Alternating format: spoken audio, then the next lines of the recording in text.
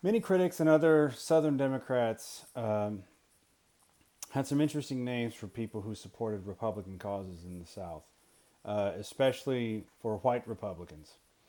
Most notably, scalawags and carpetbaggers. Scalawags were generally Southerners who were not sympathetic to the slave cause or otherwise the Confederate cause and were reasonably likely to perhaps vote Republican. These typically may have been former Whigs. Okay, remember that political party. Otherwise, though, they were not going to vote in favor of Democrats who wanted to largely continue oppressing black people. Okay. Then also you had carpetbaggers. The carpetbaggers essentially were Northerners, for example, maybe former Union troops, who would make their way to the South in search of opportunity as opposed to maybe going west. They'd go south. And they obtained their name because of their like linen travel bags that they would carry over with them, look like a carpet or something of the sort. So, those Northern Union troops were more likely to vote for Republican causes. So, at the time, um, carpetbaggers and scalawags were really unlikable in the South. Okay? And they were contributing to the Republican movement, which was gaining steam, especially as you had more freed black men involved in state and local politics, and even some at the national level. So you had various different freedmen obtain voices in state legislatures in the South and whatnot, often to the chagrin of white Democrat male voters who deemed some of their legislatures as were becoming too black, if that even makes sense. Otherwise, though, you did see a rise in the number of pro Republican voters among black voters and those in representation in legislatures, and then also scalawags and carpetbaggers. Okay? Otherwise, though, most slaves had no education, if they were even allowed to have anything even close to something resembling an education in the first place. Um, so the idea that Republicans had at the time was that in order for black people to advance, they had to become literate. Okay? So you had basically the establishment of many different black schools extending to colleges and universities that would be built not just in the South but elsewhere across the country that would be established to educate freed black people.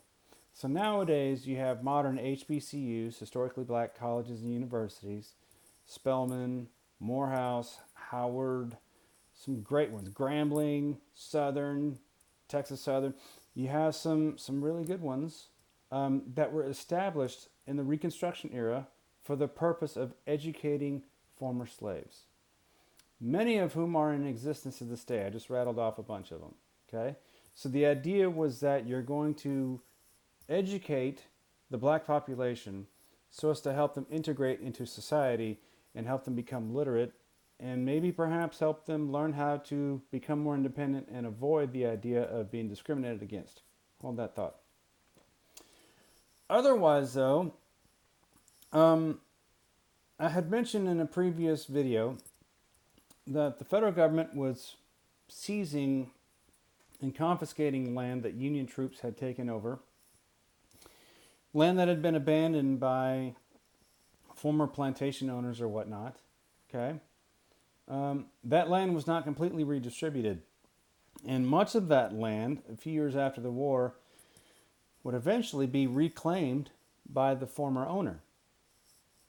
Okay, so the idea of redistributing hundreds and hundreds of thousands of acres of land didn't come to fruition. But what did come to fruition was the idea that, okay, we're not going to enslave people, but I have all these crops I want to grow. I need labor to help me do it. I can hire out perhaps former slaves and work a system to where they can get paid and I can have my crops. Both win, right? That's the theory. Okay? So what often would happen is you would have a plantation owner who might lease out a parcel of his land to a former slave who would then be able to work that land and then sell some of his crops back to the plantation owner as a form of rent or lease, if you will. Okay? And they would share the profits of the former slave's crop growth and crop output. That became known as sharecropping.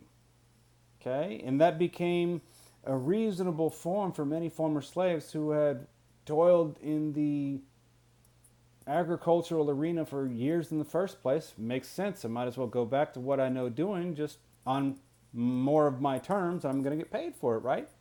In theory, it sounds like a pretty decent idea. In reality, there are a lot of abuses, as you can imagine. And there used to be this paternal relationship between the plantation owner and his slaves. Many of the slaves would often revere and actually like their owner, if you will, their master. But when there was no paternal relationship any longer, it now became strictly a business relationship. Oftentimes, that reverence would go away. Okay? Otherwise, though, sharecropping would lead to other different forms of indebtedness. So what I mean by that is black people oftentimes would have to sell a large portion of their crop to pay for their rent. Well, if there were not a whole lot of banks where you could store money or sell directly to, you would oftentimes have to take out various different lines of credit and have a lien placed against your property. Okay?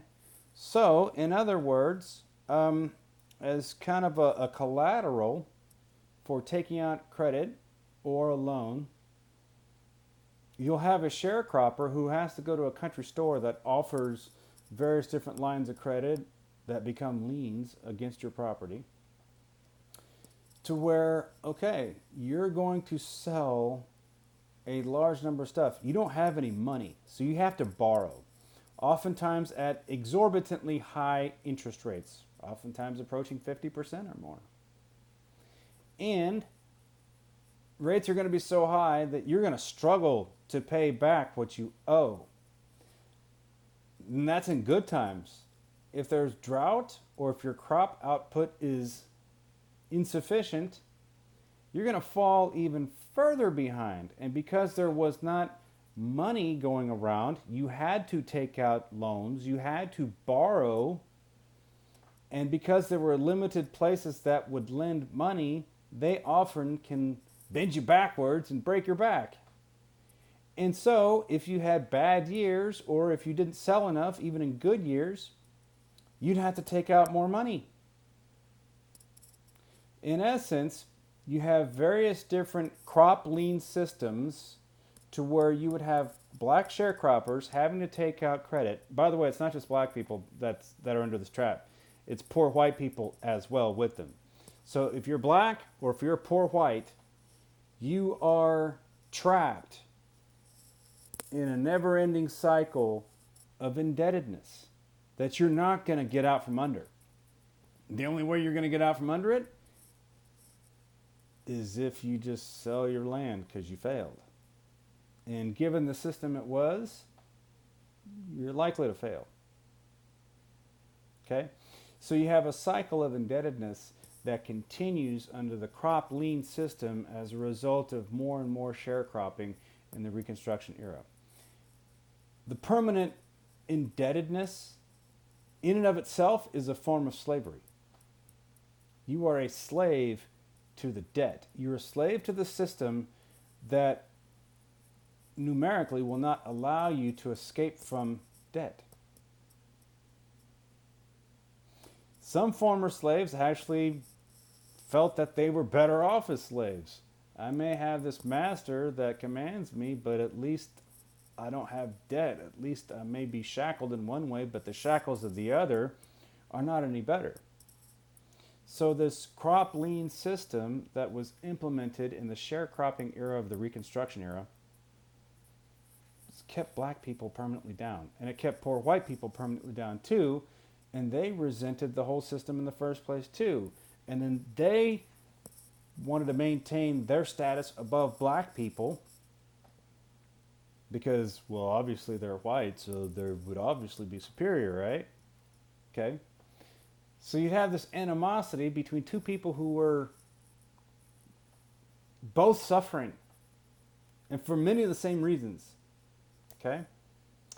Um, Otherwise, though, around this time, as I've mentioned in prior chapters, slave culture established on plantations would often be dissected. So many different slaves would be sold to other plantations, and slave families would be broken up. Um, After the war, during Reconstruction, many former slaves would wander the South looking for their family members, their husbands, their wives, their children. Um, they would work tirelessly to reunite their families. I cannot imagine what that must be like. Your family's broken up against your will and you have to try and track them down. I have no idea what that's like. I can only imagine. But I empathize because that's what many different slaves of the Reconstruction era set out to do. You want to find your husband. You want to find your wife. You want to find your kids. You want to find maybe your parents, your siblings. Okay? It's a very destructive time, but oftentimes families were able to reconnect and reunite. And as they had their freedom, they may have had a little bit more mobility to move about. So hopefully you would have a reuniting of families, but oftentimes didn't quite work that way. Otherwise, Reconstruction in the South was very brutal. Sharecropping was brutal, and the crop lien system would establish a new invisible form of slavery for black people and for poor white people.